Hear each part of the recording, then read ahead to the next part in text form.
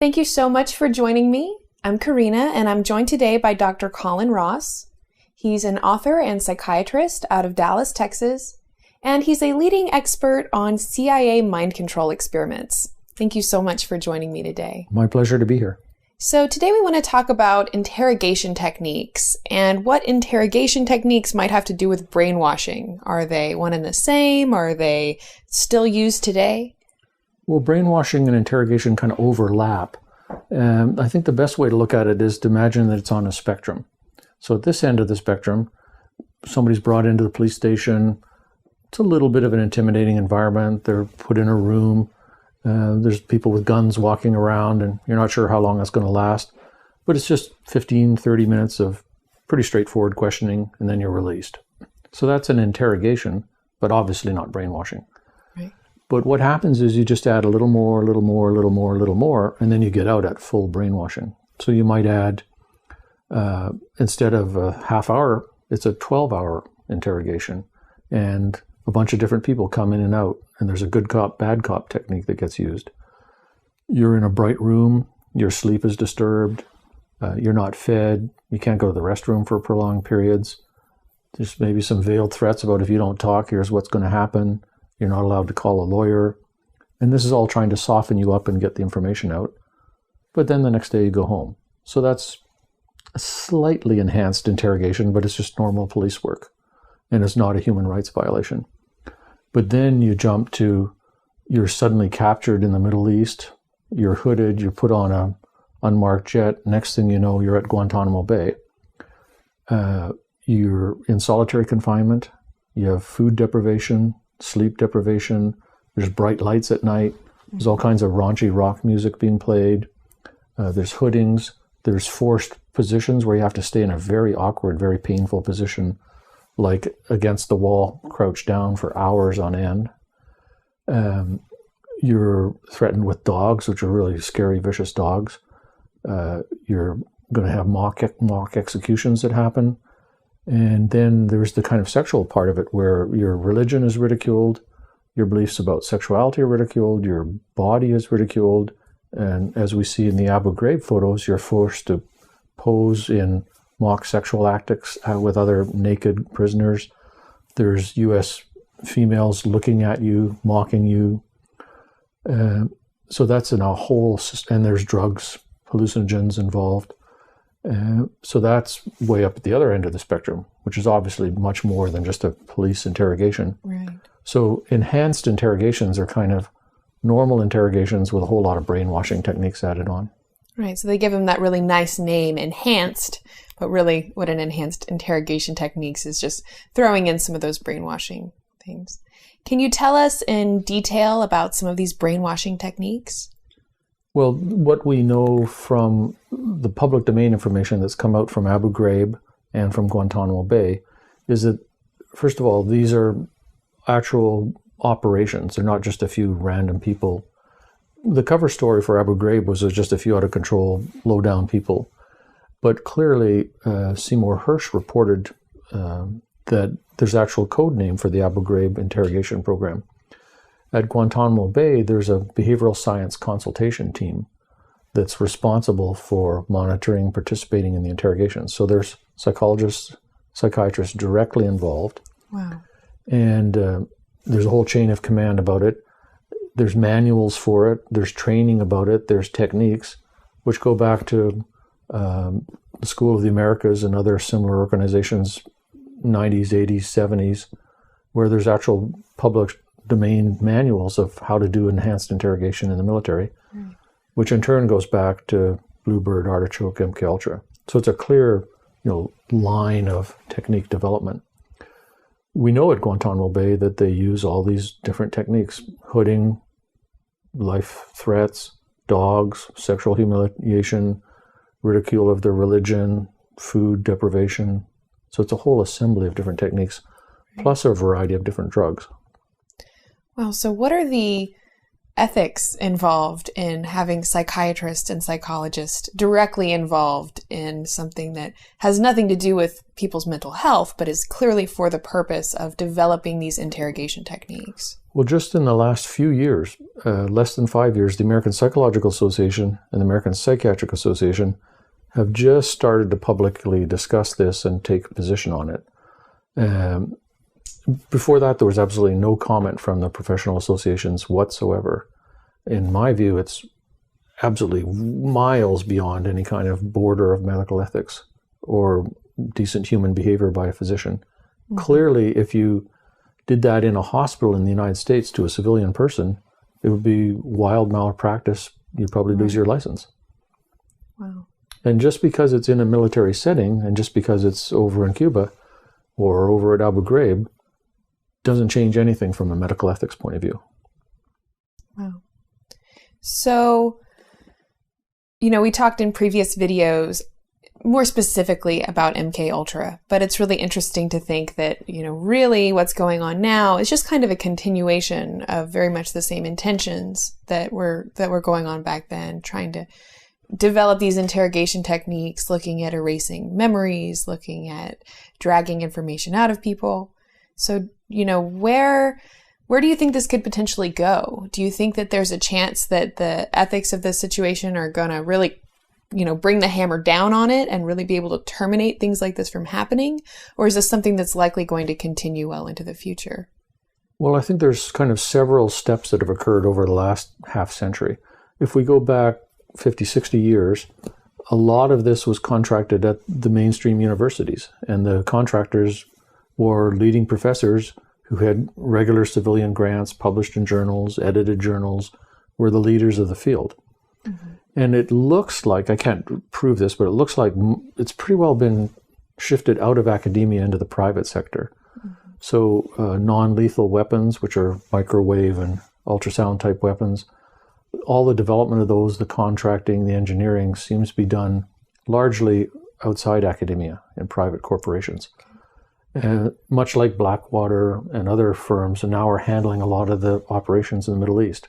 So there's been the whole move to privatization, which also makes it easier to clamp down and keep, off the books. Right, keep it more classified and more hidden. So I think in response to public pressure about the ethics of it, what we're going to see is moving it further out of the hands of medical people, moving it out of academia, and really increasing the intensity of the security oath.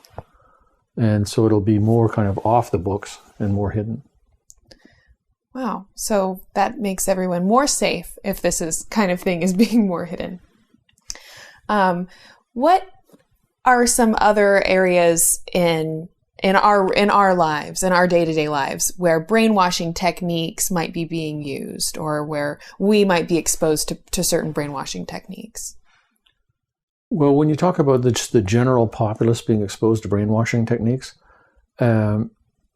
you're back in the sort of the low end of everyday brainwashing, where this company is trying to brainwash you to buy their product. Right. So calling that brainwashing kind of makes the whole thing sound sort of silly. But clearly that's going on all the time. Right. Clearly, hundreds of thousands of citizens are not getting pulled off the street and sent to Guantanamo Bay in the United States every year. So the number of people who could be getting snatched and actually worked on because they're dissidents or radicals or saying something about the state, it can't very well be millions. It can't be hundreds of thousands. I doubt if it's zero, though. Interesting. And then the whole other area that I get a lot of correspondence about is people who think that they are being harassed with electromagnetic weapons. And there's thousands, tens of thousands, maybe even hundreds of thousands of people around the world who claim that's happening to them. But of course, the problem is you can't prove it or disprove it. Right. But that's a growing issue, and you can find people on the internet who've organized, and you can see draft legislation. What are the standards for monitoring these kind of weapons? Right. Which clearly exist in reality. Interesting. And especially looking at, the MK Ultra experiments again as an example, we had something that was completely classified, and then you fast forward a little bit and now everyone, a lot of those documents were destroyed, but a lot of those documents ended up being released.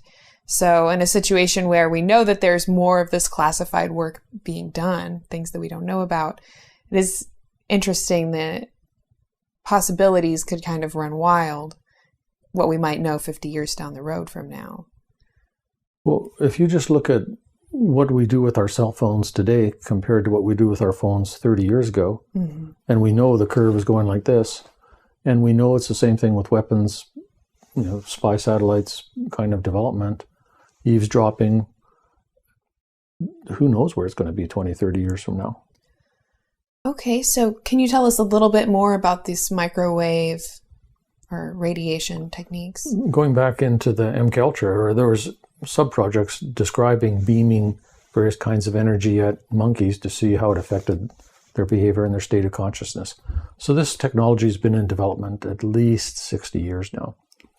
And there's a U.S. News and World Report article early in the 21st century describing an Air Force aircraft which is holding one of these pieces of equipment.